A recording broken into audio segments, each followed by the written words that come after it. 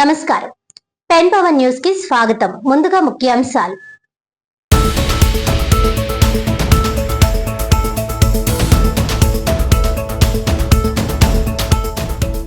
షేక్ సాదిక్ వ్యవహారాన్ని మొత్తం ముస్లిం సమాజానికి, ఇస్లాం మతానికి ఆపాదిస్తూ సోషల్ మీడియాలో దుష్ప్రచారం చేయడం సరికాదు.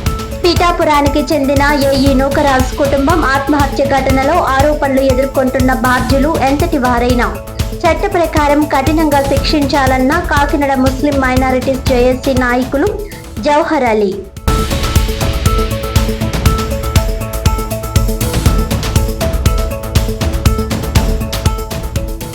జిల్లాలో భక్తి శ్రద్ధలతో ఇళ్ల వద్ద ఘనంగా వరలక్ష్మి వ్రతాలను జరుపుకున్న మహిళలు ఉదయాన్నే అమ్మవారి ఆలయాలకు చేరుకొని అర్చనలు, అభిషేకాలు, ప్రత్యేక పూజలు.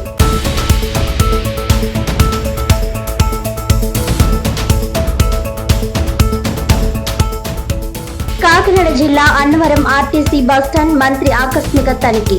సీఎం చంద్రబాబు సారథ్యంలో స్త్రీ శక్తి పథకం విజయవంతంగా అమలవుతోందని, మహిళల ప్రశంసలే అందుకు నిదర్శనమన్న రాష్ట్ర మంత్రి మండిపల్లి రాంప్రసాద్ రెడ్డి.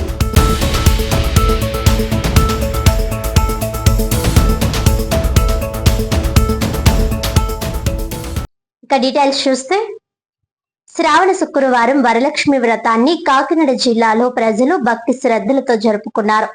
ఉదయాన్నే మహిళలు ఇళ్ల వద్ద వరలక్ష్మి వ్రతాలను ఘనంగా నిర్వహించి అమ్మవారి ఆలయాలకు చేరుకుని అర్చనలు, అభిషేకాలు, ప్రత్యేక పూజలు చేశారు.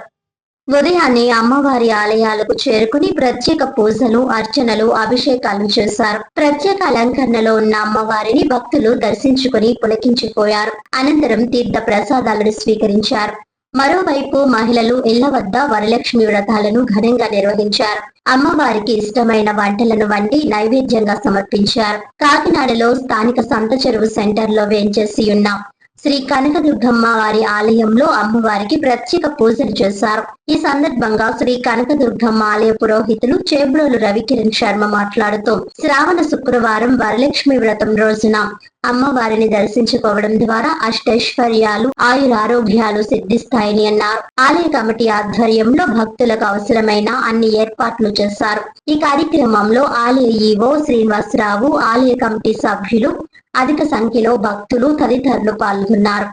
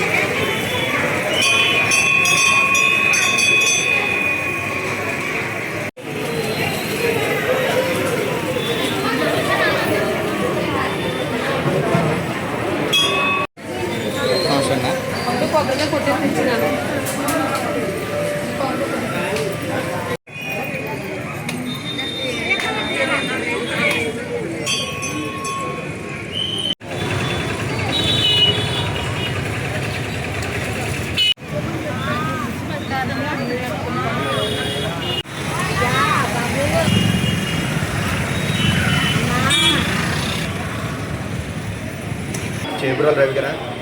ఇక్కడ ఈ 4 వారాలు వరలక్ష్మి వ్రతం సామూహిక పూజలు జరుగుతున్నాయి. ప్రత్యేకంగా ఈరోజు ఎక్కువగా జరుగుతాయి. ఈరోజు వరలక్ష్మి వ్రతం కాబట్టి కుంభం పూజలు, వరలక్ష్మి పూజలు బాగా ఘనంగా జరుగుతున్నాయి. తప్పకుండా ప్రతి ఒక్క భక్తుడు వచ్చి అమ్మవారు దర్శించుకుని తీర్థప్రసాదం స్వీకరించవలసిందిగా కోరుతున్నాం.